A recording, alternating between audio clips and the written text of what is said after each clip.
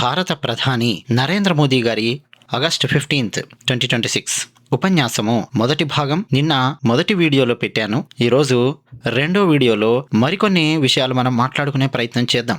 మీరు వీడియో చూడగానే నమ్మకంగా లైక్ కొడితే వాళ్లకు ప్రత్యేకమైన ధన్యవాదాలు. కామెంట్ సెక్షన్లో మీ అభిప్రాయాలు రాసి పంచుకుంటూ ఉన్న ప్రతి ఒక్కరికి కృతజ్ఞతలు చెప్తూ ఉన్నాను. ఎందుకంటే అండి, మీరు కొట్టే లైక్స్, రాసే కామెంట్స్ చాలా చాలా కీలకం మాకు. ఇక మోదీ గారు ఏం మాట్లాడారో నిన్న మొదటి వీడియో ఎక్కడ ఆపానో అక్కడి నుంచి మొదలు పెడతాను. అన్నట్టు మొదటి వీడియో చూసారా లేదా? చూసిన వాళ్ళు ఉంటే చూసాము అని కూడా ఇక్కడ కామెంట్ సెక్షన్ లో రాయండి. నక్సలిజం గురించి మోదీ గారు మాట్లాడారు. మోదీ గారి మాటల్లో చెప్తా. మిత్రులారా, నక్సలిజం, మావోయిజం లక్షలాది మంది యువత భవిష్యత్తును నాశనం చేసిన అతి భయంకరమైన సిద్ధాంతాలు. సుదీర్ఘంగా 4 దశాబ్దాల పాటు నక్సలిజం మన దేశంలోని చాలా ప్రాంతాలను, జనాభాలో అత్యధిక భాగాన్ని తన గుప్పిట్లో ఉంచుకుంది. జనాన్ని తుపాకీ బెదిరింపుల కింద ఉంచింది. రాజ్యాంగాన్ని విచ్ఛిన్నం చేసింది ఈ నక్సలిజం. దేశంలోని సాధారణ పౌరులను రక్షించే ప్రయత్నంలో మన పోలీసు సిబ్బంది, భద్రతా సిబ్బందిలోని వాళ్ళు 3500 మందికి పైగా తమ ప్రాణాలను కోల్పోయారు. యుద్ధాలు జరిగినప్పుడు సైనికులు మరణిస్తూ ఉంటారు కదా, అంతకంటే ఎక్కువ పోలీసులు నక్సలైట్ల దాడిలో మన దేశంలో మరణించారు. అంటే ఎంత భయంకరమైన సమస్య ఒక్కసారి ఆలోచించండి, అర్థం చేసుకోండి. 2014లో మేం మొదటిసారి అధికారాన్ని చేపట్టిన సందర్భంలో చెప్పాం, ఈ నక్సలిజాన్ని కూకటి వేళ్లతో పెకిలించి వేస్తాం, నక్సలిజాన్ని భారతదేశంలో అంతం చేస్తాం అని చెప్పాను. దానికి అనుగుణంగా సర్వశక్తులు ఒడ్డాం. ఇప్పుడు చూస్తున్నారు కదా, నక్సలైట్లు, ఆ మావోయిస్టుల హింస డెత్ బెడ్ ఎక్కింది. తన తుది శ్వాస తీసుకుంటోంది. అలాంటి చివరి స్థితిలో పడిపోయి ఉంది. ఈ విషయం ఈరోజు నాకు చాలా చాలా సంతోషాన్ని కలిగిస్తోంది. ఎందుకంటే ఒకప్పుడు నక్సలైట్లు తుపాకులు పేల్చిన, రక్తంతో తడిపిన నేల ఈరోజు అదే నక్సలైట్ల ప్రభావిత ప్రాంతాల్లో అభివృద్ధి, విశ్వాసము, కృషి అనే త్రివర్ణ పతాకం రెపరెపలాడుతోంది. ఎందుకంటే ఆ ప్రాంతాలన్నీ నక్సల్ రహిత ప్రాంతాలుగా మారుతూ ఉన్నాయి. సాయుధ నక్సలైట్లయితే ఓడిపోయారు మిత్రులారా, కానీ నక్సలైట్ల మనస్తత్వం ఇంకా మిగిలే ఉంది. వీళ్ళు చాలా చాలా ప్రమాదకరమైన వాళ్ళు. అర్బన్ నక్సలైట్లు, దిమాగీ నక్సలైట్లు అని ముద్దుగా పిలుచుకుందాం. ఈ దిమాగీ నక్సలైట్లు అంటే మనస్తత్వంలో నక్సలిజాన్ని కలిగి ఉన్నటువంటి వాళ్ళు నిరంతరం కొన్ని అవకాశాల కోసం ఎదురు చూస్తూ ఉంటాయి. వాళ్ళు హింసను, అరాచక మార్గాన్ని అన్వేషిస్తూ సమాజాన్ని తప్పుడు మార్గంలోకి లాగడానికి రకరకాల పద్ధతులను, కుట్రలను, ఎత్తుగడలను ఉపయోగిస్తూ ఉన్నారు, ప్రయోగిస్తూ ఉన్నారు. కాబట్టి మిత్రులారా, తక్షణ కర్తవ్యం ఈ దిమాగీ నక్సలైట్లను మనం గుర్తించాలి. అంటే ఈ అర్బన్ నక్సలైట్ గాళ్లను మనం గుర్తించాలి. నక్సలైట్ మనస్తత్వం ఉన్నటువంటి వాళ్ళను మనం గుర్తించాలి. అలాంటి శక్తులను ఏకాకిగా చెయ్యాలి. ఈ దేశ యువతరాన్ని అభివృద్ధి చెందిన భారతదేశ నిర్మాణం అనే ప్రధానమైన మార్గంతో అనుసంధానించాలి. సురక్షితమైన భారతదేశాన్ని నిర్మించడం మనందరి బాధ్యత. మన సరిహద్దుల లోపలి నుంచి మనకు ఛాలెంజ్ ఎదురైనా సరే, అంటే ఇలాంటి దిమాగీ నక్సలైట్ల ద్వారా, లేదు సరిహద్దు అవతల నుంచి మనకు ఒక సవాలు ఎదురైనా సరే, భారతదేశం ప్రతి పరిస్థితికి సిద్ధంగా ఉంది.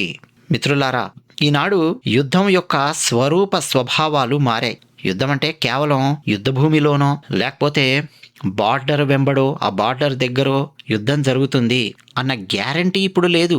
రాబోయే రోజుల్లో మనం ఒక శక్తివంతమైన పౌర రక్షణ వ్యవస్థను నిర్మిస్తాము అని ఈరోజు ఎర్రకోట నుంచి నేను ఉద్ఘాటిస్తూ ఉన్నాను. మన పౌరులకు, పౌర రక్షణ సిబ్బందికి అత్యంత ఆధునికమైన వ్యవస్థలను, సాంకేతిక పరిజ్ఞానాలను అందించి సమకాలీన సన్నద్ధత పద్ధతులపై అవగాహన కల్పిస్తాం.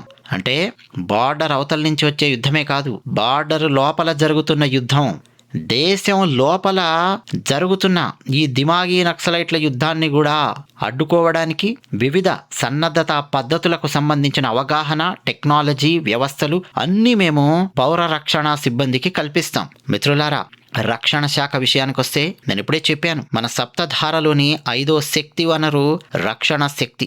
రక్షణ శక్తి ఎంత ప్రాముఖ్యత కలిగి ఉంటుందో మీ అందరికీ తెలుసు. రక్షణ రంగం విషయంలో స్వయం సమృద్ధి సాధించడం తప్ప మరో ప్రత్యామ్నాయము లేదు అన్న విషయం భారతదేశం గ్రహించింది. ప్రపంచము దానిని గుర్తించింది.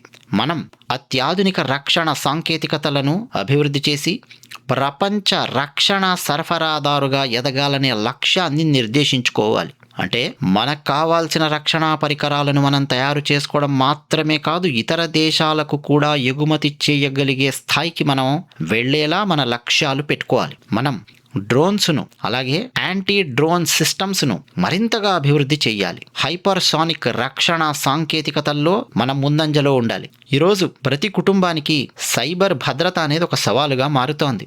ఇది ఒక రక్షణ రంగ సంబంధిత సమస్య అన్న విషయం గుర్తించాలి. ఈ సైబర్ ఇష్యూస్కు సంబంధించి పరిష్కారాలను వెతకడానికి మన యువత యొక్క సామర్థ్యాలను మనం వినియోగించుకోవాలి. దేశానికి ప్రపంచానికి ప్రయోజనం చేకూర్చేలాగా యువత ప్రతిభను మనం ఉపయోగించుకోవాలి. మిత్రులారా, నేను ఆ మధ్య ప్రకటించాను, మీకు గుర్తుండే ఉంటుంది, మిషన్ సుదర్శన చక్ర గుర్తుందా? దాని పనులు చాలా వేగంగా జరుగుతున్నాయి. ఈరోజు మన రక్షణ రంగ ఎగుమతులు దాదాపు 50 రెట్లు పెరిగాయి. మన ఆయుధాలు, మన రక్షణ పరికరాలు ప్రపంచవ్యాప్తంగా దాదాపు 100 దేశాలకు చేరుతున్నాయి. మిత్రులారా, ఇక సప్తధారలోని 4వ శక్తి గురించి కూడా నేను చెప్పాను, రవాణా శక్తి కింద మన దేశంలో నిరాటంకమైన వేగవంతమైన అనుసంధానంపై దృష్టి పెట్టాలి. మనం మన నగరాలను హై స్పీడ్ ట్రైన్స్ ద్వారా అనుసంధానం చేసుకోవాలి. మనకు అత్యంత అధునాతనమైన రహదారులు కావాలి, అంతర్గత జల మార్గాలు కావాలి, విమానాశ్రయాలు కావాలి, బహుళ రవాణా మార్గాల లాజిస్టిక్స్ వ్యవస్థ మనకు అవసరం. మనం మన ఓడరేవులను కేవలం సరుకులను ఎక్కించి సరుకులను దించే ప్రదేశాలుగా చూడకూడదు. ప్రపంచం నలుమూలల నుంచి ఓడలొచ్చి ఏదో లంగరేసుకొని ఉంటాయి మన హార్బర్స్ అని చెప్పి అలా చూడకూడదు. మన ఓడరేవుల ఆధారిత అభివృద్ధి, ఎదుగుదల దిశగా మనం మన ఓడరేవులను మరింత ముందుకు తీసుకెళ్ళాలి. బ్లూ ఎకానమీలో భారతదేశానికి అపారమైన అవకాశాలు ఉన్నాయి. మిత్రులారా, మనకు చాలా పొడవైన తీర ప్రాంతం ఉందన్న విషయం మర్చిపోకండి. అక్కడ బ్లూ ఎకానమీకి అపారమైన అవకాశాలున్నాయి. మత్స్య పరిశ్రమ, అలాగే తీర ప్రాంతంలో పర్యాటకం, సముద్ర సంబంధిత టెక్నాలజీ, ఇంకా అనేక రంగాల్లో మనం ముందుకెళ్ళొచ్చు. మిత్రులారా, భారతదేశం అపారమైన వన్యప్రాణి సంపదను కలిగి ఉందన్న విషయం మీకు తెలుసు. మన దేశంలో 100కు పైగా జాతీయ పార్కులున్నాయి. సామర్థ్యం అపారంగా ఉంది. అయితే విదేశీ పర్యాటకులను ఆకర్షించడంలో మాత్రం మనం వెనుకబడి ఉన్నాం. ప్రపంచవ్యాప్తంగా ఉన్న పర్యాటకులను భారతదేశం వైపు ఆకర్షించేలా మన సాఫ్ట్ పవర్ను ఉపయోగించుకునే అవకాశం మనకుంది. మనం మన సామర్థ్యాన్ని ప్రపంచానికి ప్రదర్శించి చూపించాలి. అంతేకాదు మిత్రులారా, క్రీడల విషయంలో భారతదేశం ముందడుగు వేస్తోంది. అన్నట్టు ప్రపంచ క్రీడా కార్యక్రమాలను మన దేశంలో ఎందుకు నిర్వహించకూడదు? ఈ ఆలోచన మనలో ఉండాలి. కన్సర్ట్ ఎకానమీ అత్యంత వేగంగా అభివృద్ధి చెందుతూ దేశ యువతకు ఒక ప్రధానమైన ఆకర్షణగా నిలుస్తోంది. ప్రపంచంలోని ప్రతి ప్రముఖ కళాకారుడు ఏదో ఒక సమయంలో భారతదేశంలో ప్రదర్శన ఇవ్వాలి అని చెప్పి కోరుకుంటూ ఉన్నారు. ఇదొక అద్భుతమైన అవకాశం. దాన్ని సద్వినియోగం చేసుకోవడానికి అవసరమైన ఇన్ఫ్రాస్ట్రక్చర్ను, వ్యవస్థను మనం ఖచ్చితంగా సృష్టించి తీరాలి. మిత్రులారా, ఆధునిక రైల్వే కోచ్ల ఉత్పత్తి 21 రెట్లు పెరిగింది. మన రైల్వే నెట్వర్క్ ఎలక్ట్రిఫికేషన్ అంటే విద్యుదీకరణ 1925లో ప్రారంభమయ్యింది. అయినప్పటికీ ఆ తర్వాత 90 ఏళ్లలో అంటే 1925 నుంచి 2015 వరకు రైల్వే నెట్వర్క్లో కేవలం 30% మాత్రమే ఎలక్ట్రిఫికేషన్ జరిగింది.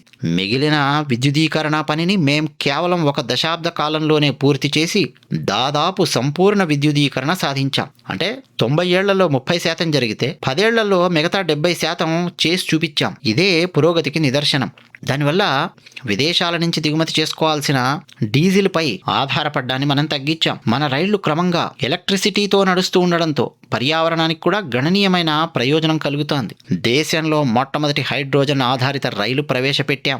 ఇది ప్రపంచంలోనే అత్యంత పొడవైన, అత్యంత శక్తివంతమైన హైడ్రోజన్ రైలు అన్న విషయం గుర్తుపెట్టుకోండి. హైడ్రోజన్ రైళ్ల రంగంలో కూడా భారతదేశం ప్రపంచ స్థాయిలో తన నాయకత్వాన్ని చాటి చెప్తోంది. 2014కు ముందు అంటే 12 ఏళ్ల క్రితం దేశంలో కేవలం 70 నగరాల్లో మాత్రమే పైపుల ద్వారా గ్యాస్ సరఫరా సౌకర్యం ఉండేది. ఈ 12 ఏళ్లలో ఆ నెట్వర్క్ను 70 నగరాల నుంచి 700 నగరాలకు విస్తరించాం.